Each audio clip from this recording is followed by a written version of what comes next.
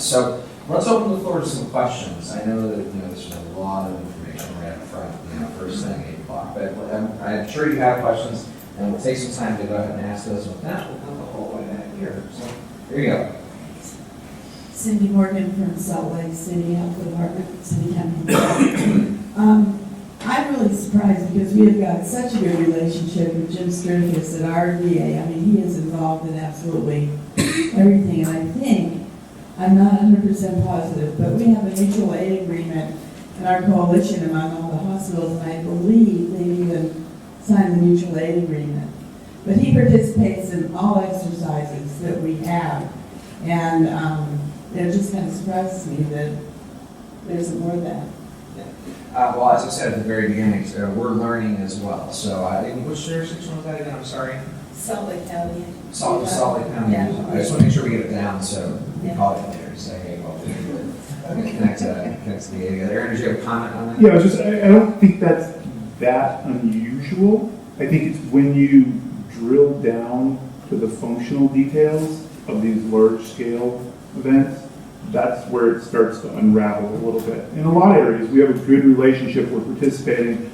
I will tell you, New York City, our VA facilities there participate with the Healthcare Coalition. However, it's very interesting when you have the conversation, large-scale anthrax event, there's an SNS deployment into the city. Does the VA facility receive SNS supply? And I've asked that of my chief of staff, who I work with on several things there, and his answer is, well, yes, of course. And I've asked that of my VA colleagues in emergency management, and the answer there is, yeah, we think so. And I've asked that of SNS colleagues and New York City colleagues, and the answer continues to get grayer from there. So going to meetings, participating, but functionally, what does that actually mean? How is it going to play out is where it's a little more difficult. Hopefully there's some places where it's really dialed in, because I will tell you, I will shamelessly reach out to you if you think you got it dialed in and use it as best practice, because it's... I think we do. Yeah. I mean, he's at our ESF meetings. We've had exercises that they fully participated in. There's no doubt what he's going to do, with the closed pod that the VA will be. I mean, he's just been absolutely wonderful and really one of the most active partners. So we will write down and get you connected. Very good. A question back here. Hi, Corey Redden, Pinal County in Arizona with Phoenix MSA. This question is for Mr. Egan. I have a VA facility. It's a clinic, outpatient clinic, and they have about 2,000 people. And that would be a huge closed pod for me. And I reached out to them, and I really don't think that they have the capacity and the staffing to be able to pay attention to me. So I definitely need to reach out to you to help us with that, because Please do. that would be such a huge population for me to take care of, including beneficiaries. And we haven't even started to get to what we call our CBOCs, our community-based outpatient clinics, and some of them are huge facilities. They're not technically hospitals, but they have huge numbers of employees working there. So yeah, I'd love to connect with you. Other questions? Bernie. Just a comment, and good morning, Steve. Good morning. Been working with Joe Jenkins Yeah.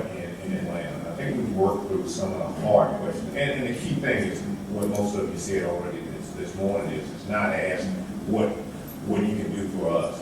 The thing is to get the meeting, sit down, talk, discuss, and then ask the hard question. Here's what we do. Here's what we do in our planning for medical countermeasures. Do you have the capability to do this? And go from there. It can get, it goes up and gets slapped down. I mean, that's just the nature of asking questions to find out what an agency can do for you. And we've asked those questions, and we've been back down. But we go back, even though back in, I think it was 2006 when we started asking the question. It got slapped down, repeatedly. But I think as we got educated, and as we educated, and we work with Joe and the VA locally a little bit more, is understanding on the VA side, all the policies and the regulations, we understand those. And at the same time, I think there was a huge question about the local cash of the VA versus the medical countermeasures that we receive. Once you take ownership, what's the ownership of those medical countermeasures? They're not the VA's as we saw it. This is coming through this, from CDC to the state to basically partner with the local community and health department to help us in our mission. We had to get that understanding. So therefore, your cash is really not being violated in the extent. What came down to it was man hours being used to administer if we got into talking about supporting the veterans, family members, that kind of thing. How do we take care of that? There's revenue involved in that possibly. But as we talk to Joe and we work through that, we kind of work through it.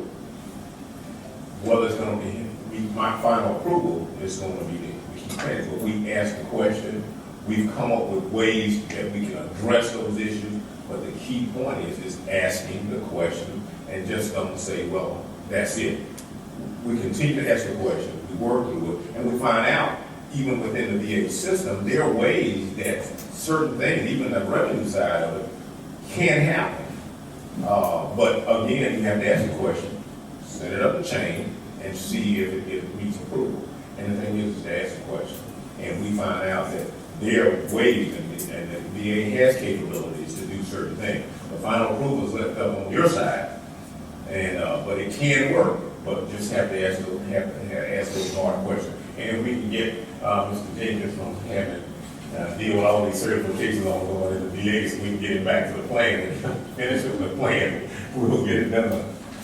That's it. Question here. Yeah. Harlan Goldman with Biodefense Network in St. Louis. And this is another question. Yeah, you're my other problem child there, aren't you? No, well, St. Louis, as you know, is a good story because St. Louis has an agreement between the VA and St. Louis County. Yeah. But here's my question. So, as long as we don't we go were into told the city, we're okay there. we were told, well, we won't go there. Yeah. We were told initially that all the hospitals were covered for the state of Missouri because the state of Missouri had a program. Turned out we found out that the VA wasn't part of that system because they weren't able to order SNS. They weren't trained in these SNS ordering systems. So my question is, I'm working in Dallas and Austin, and we're told the same thing, that the state has a program for all the hospitals. How confident are you, and I think this is important for all the local health departments, how confident are you that when the state comes in, I don't mean to offend any state people here, but if the state says that the hospitals are all covered as part of the program, how confident are you that the VA is covered through that program, through that state-run program?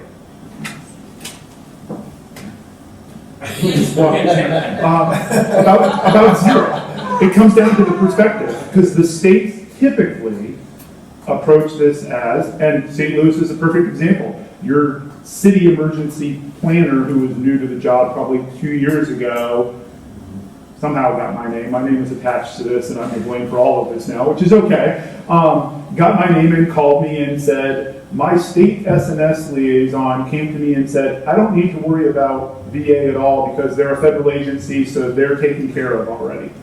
And that is the perception virtually everywhere I've been so far. I'm not finding a lot of correct information there. That's why I'm thankful to NACCHO to have the opportunity to come talk to you guys about this, because the amount of confusion and misperception on my side, we've done a good job fixing SNS, people that work directly for SNS now and understanding this, but with local, it's across the board. So I wouldn't be surprised at all if VA is completely ignored in that. So then you have a comment there too?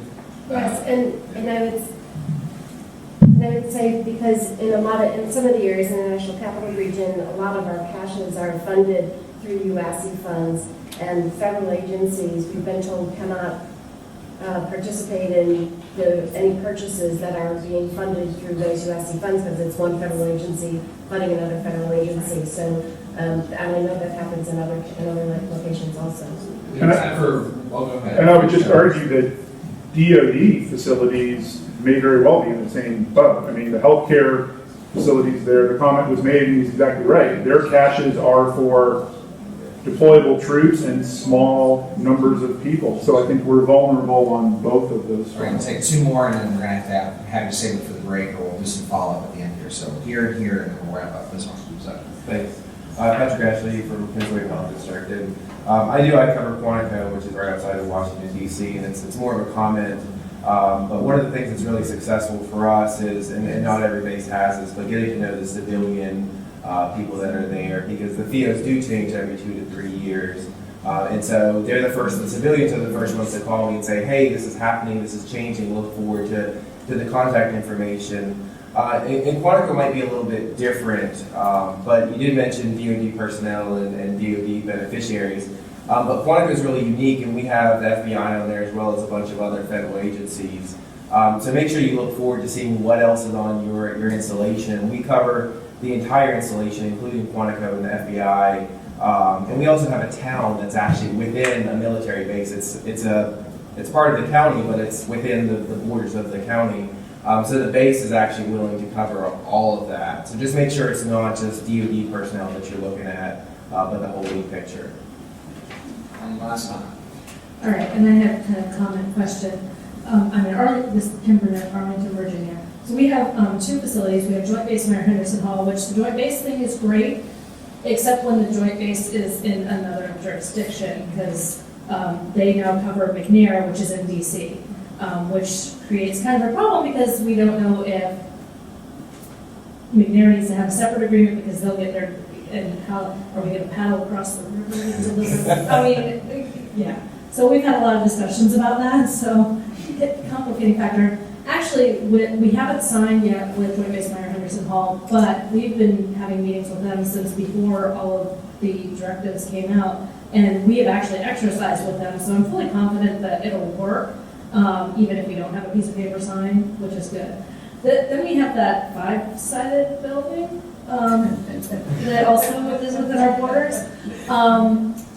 They can't figure out who needs to sign, because who's in charge, because every group is there. So that's a challenge. And then also, and I don't know if this has to be edited out, but we have been told by our partners that they have actually purchased 60-day courses of CIPRO for the entire 26,000 staff members at the Pentagon. So I don't know if they're special in that they actually can take care of themselves.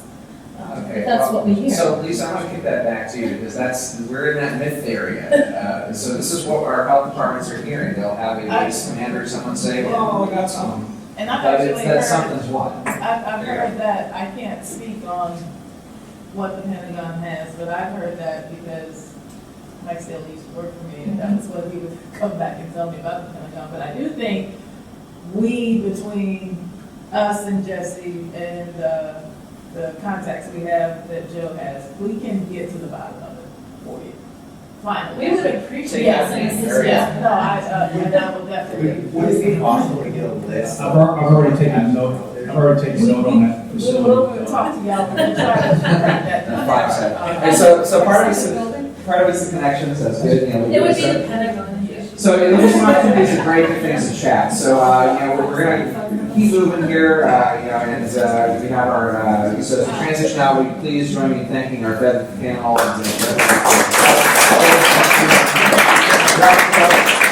right. So moving into session 2 here, we'll invite our locals up to help out.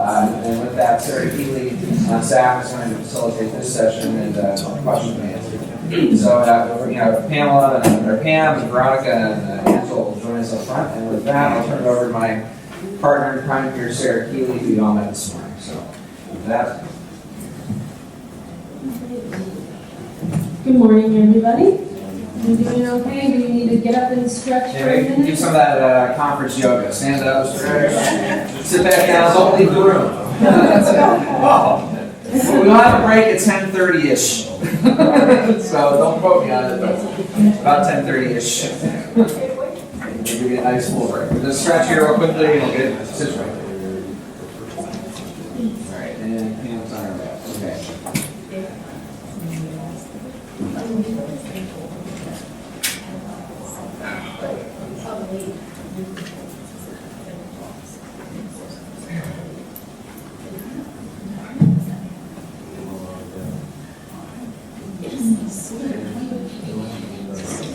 Okay, we're gonna have a panel, with 3 local health departments. We have Pamela Backwell, who is from Cobb and Douglas Public Health in Marietta, Georgia.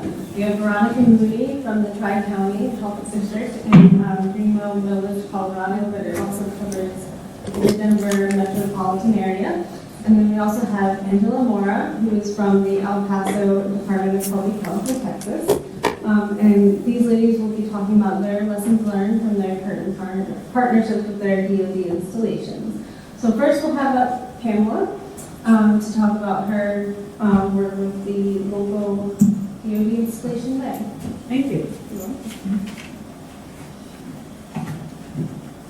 I appreciate the opportunity. Just in passing, when Andy was in Atlanta looking at our Safety Village project, so I know something about, we have great partnership with the military, and he said, oh, really? Okay, so we do. And I think from a historical perspective, it's interesting to know how did we get to this place of having a closed pod agreement. So we began our relationship with Dobbins Air Reserve Base. They are now a joint base. However, they are a patient reception area for the NDMS, National Disaster Medical System. And we were, we as public health are the ESFA lead, and it is VA managed in Georgia. So the area emergency manager was the incident commander. And then we get onto Dobbins Air Reserve Base because that part of how the system goes is owned by the DoD. They own the aircraft. They own the flight crews. And now we have civilians being transported on military aircraft for the first time in the history of the NDMS system. And the dogs, they were supposed to be just patients, and it ended up patients, evacuees, and pets on military jets. And Bernie remembers this well with us. They also had recreational drugs and weapons on board the military aircraft. So it was very intense. And these are real pictures of the event. And if you want more information, I'll be happy to. But you may notice in the middle of the high-tech hospital status board was not on computer. We're using a whiteboard with the regional coordinating hospital. So you do whatever you have to do to make it work. We were clearly, the VA is in charge in this event. And we were operating on the top left here in this lovely hangar that was full of Air Force stuff in the middle, and we were trying to kind of see patients and evaluate them on the outskirts of that. And as the mission got bigger and bigger and bigger, and the mission assignment got bigger, we did move to 2 of the hangars. However, we were not expecting that they were going to evacuate the nursing home and assisted living facility, so that brought a whole nother issue to the table of what do we do with these people. And our area emergency manager for VA time, Paul Brannigan, said, okay, I think we can pay for this. Let's reach out to the Nursing Homes Association and see what they can do for us. And they did give us 1,400 beds, and I don't think that VA was planning on paying for that, but they ended up managing to work it out.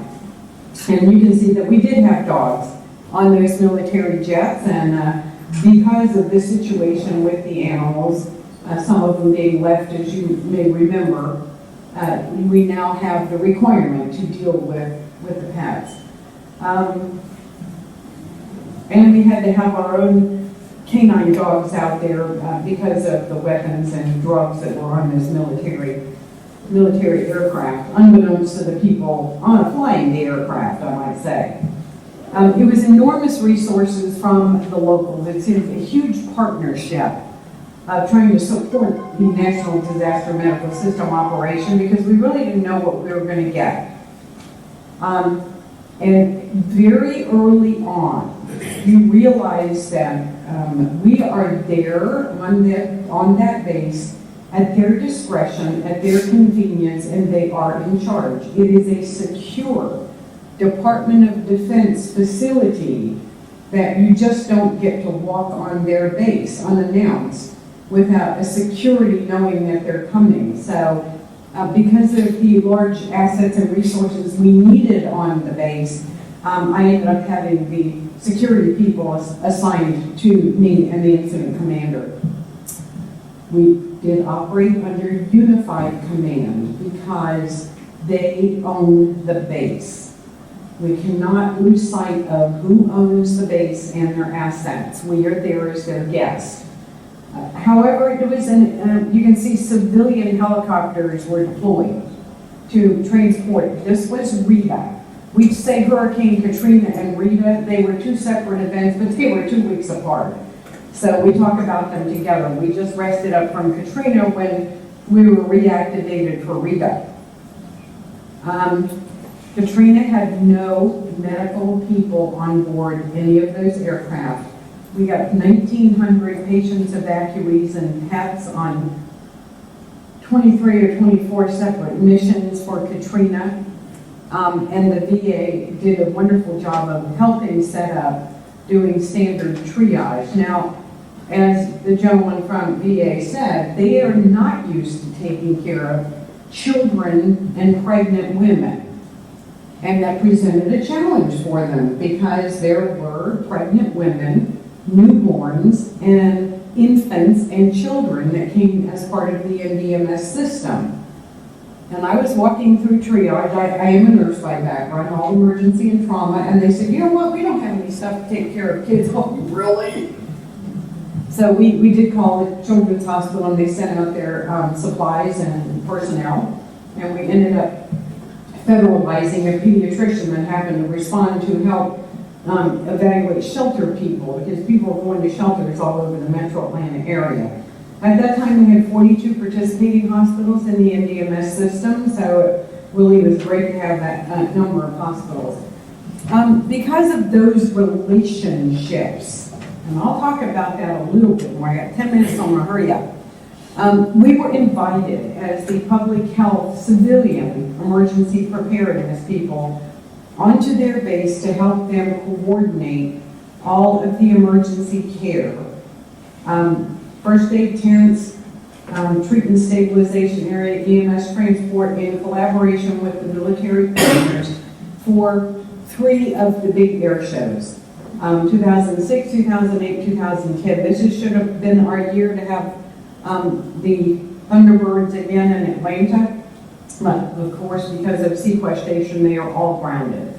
A worst case planning scenario is one of those jets goes into the crowd.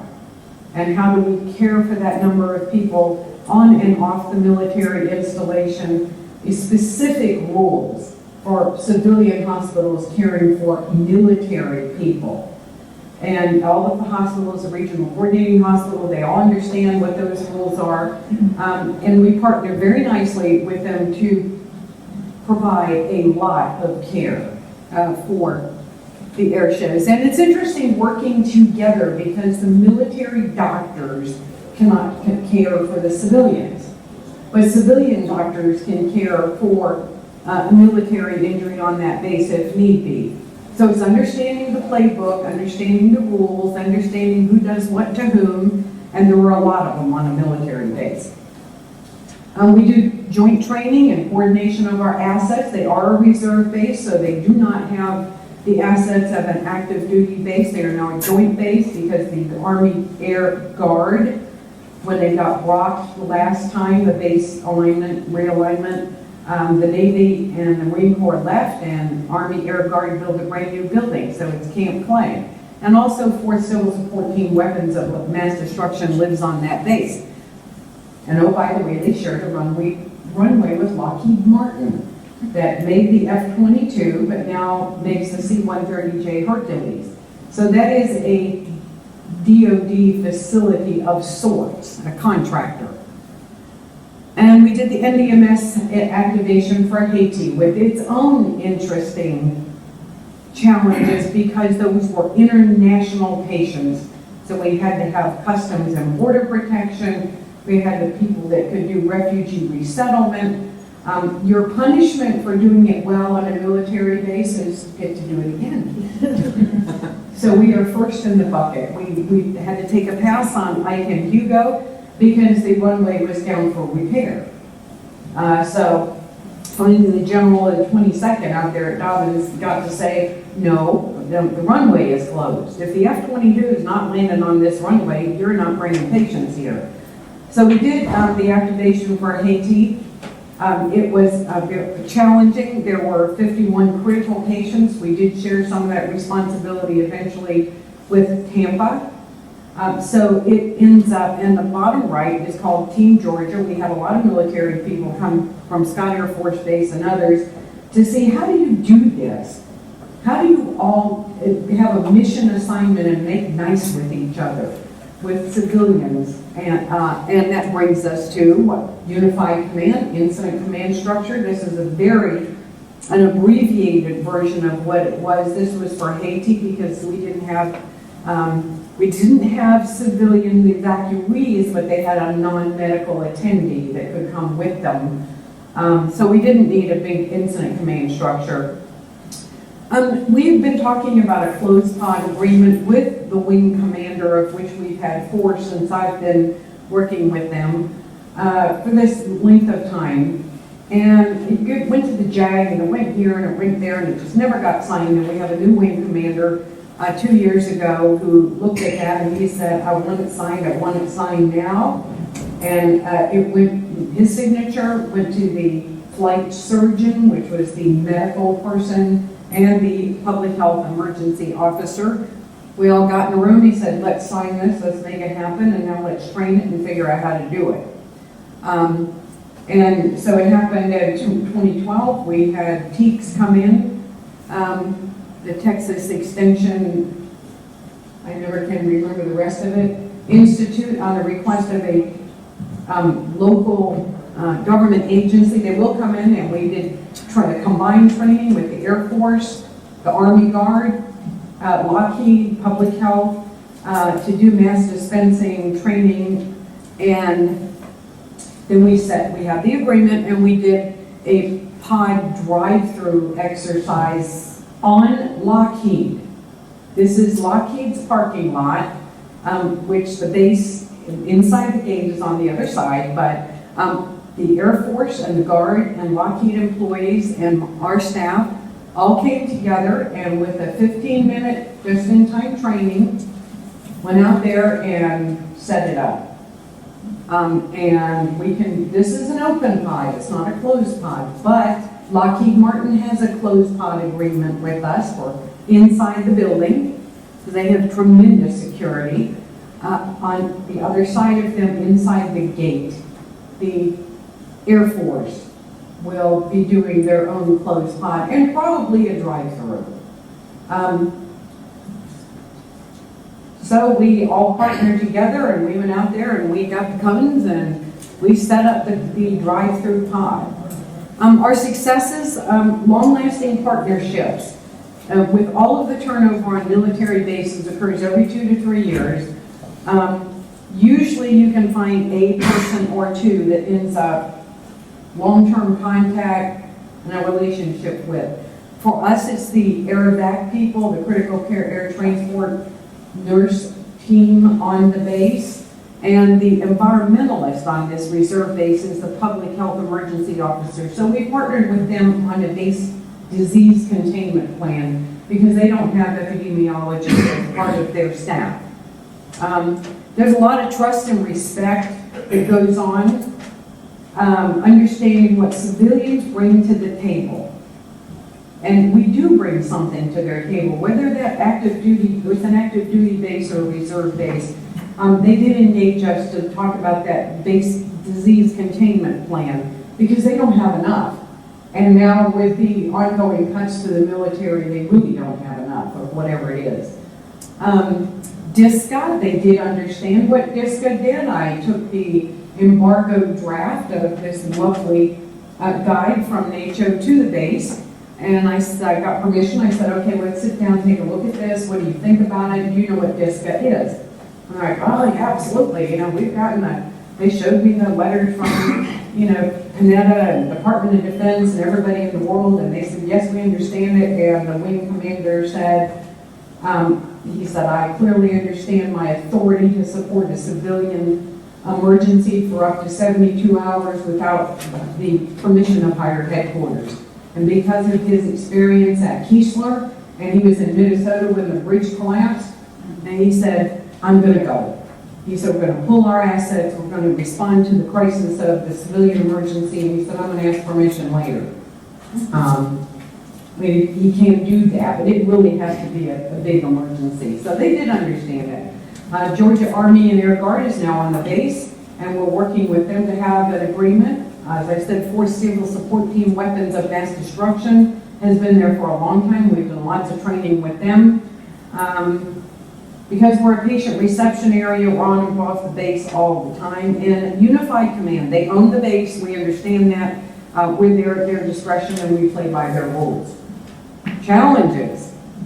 We speak a different language. I talk in real English, then they talk in militaryese. We think we've got acronyms for stuff. They can exceed that. Stop laughing.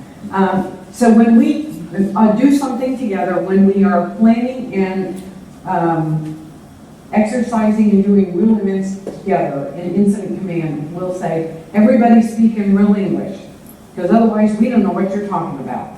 You do have to understand the command structure of the military. You know, who reports to whom, who's the base commander, you know, be able to look at them and see, are they, you know, sergeant, are they enlisted, are they the wing commander, you know, they have the eagles on their epaulets, and now they're hidden because of combat. It's like you get up real close to see who the command staff is. As civilians, you do not salute your military partners, but I have a DOD credential because my husband is a military Air Force flight nurse. Every time I come through the gate, they get confused and salute me. I'm not sure why, but they do. Every time I come through the base, there will be someone there occasionally that was there during all of our deployments, and they'll look at me and say, oh, do we have a plane coming? Well, I'm sure you do, you're an Air Force base, but there's probably not patients on it. And they go, oh, okay. The wing commander, they will change often, so it's really important for you to meet and greet. They have security issues, you have to be aware that you have to play by their rules, and they do have those high-tech fancy scanners that can scan your driver's license. So if you've ever done anything bad, don't try to get on the military base with it because they're going to find out. Know who that public health officer is that they talked about. Understand why we need to work together. They sometimes will question, well, why do we need to work with you? Well, now they do understand with DISCA why they need to work with us. The integration is a little difficult when you're doing closed pod planning and training because they sometimes get a little confused about what does this mean. They appreciate that we've got the drugs, and they also have the myth that DOD was going to provide for them. And they found out during H1N1 that that wasn't necessarily the case, that local public health had the vaccine. So they do get that now.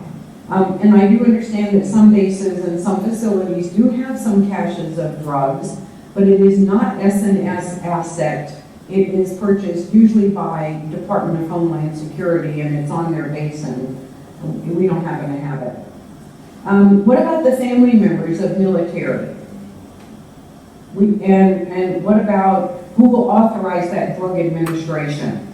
Following the CDC guidance, or Dr. Kennedy, my health director's guidance, because he has jurisdiction over the entire county. And they have agreed that their flight surgeon, of course this recently changed, would write the order in agreement with the health director and CDC on what the dispensing protocol will be. We are planning on getting enough drugs to do all their family members. The civilians, bases have lots of civilians, don't even go down the road of asking what an ART is. But they are civilians in military uniforms, and I don't get it all myself.